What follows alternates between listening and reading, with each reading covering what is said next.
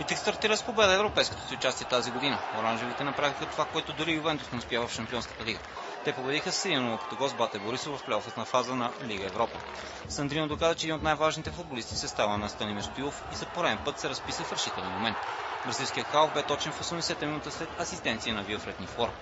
Бате Борисов като цяло владееше повече топката и имаше доста повече положение пред вратата на Литекс, но Урош Голубович имаше ден и спаси абсолютно всичко в този двубой.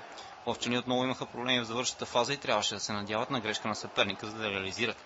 Те обаче се възползваха по перфектния начин от едно неразбирателство в защита на Бате.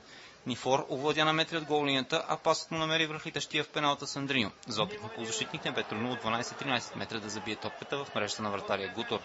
Литекс игра доста икономично, но изчака своя момент в матча, много търпеливо, с което изпълни по най-добрия начин задачата, заради която отиде Борисов. Голът аванс на чужд терен може да се окаже решаващ битката за място от групите на Лига Европа. Станимир Стоилов обаче все още има да мисли за това как да се създадат положения пред противниковата врата и най-вече как те да бъдат реализирани. Отбрана оранжевите действаха малко по-прямо в началото, но постепенно се отвори по всички пространства и с класа отказаха опитите на Бате за отбелязване на гол. Най-силно, както обикновено, играха освен вратарят Голубович, защитниците на Литекс в лицето на капитана Кишишев, Небош Еленкович и Сандриньо.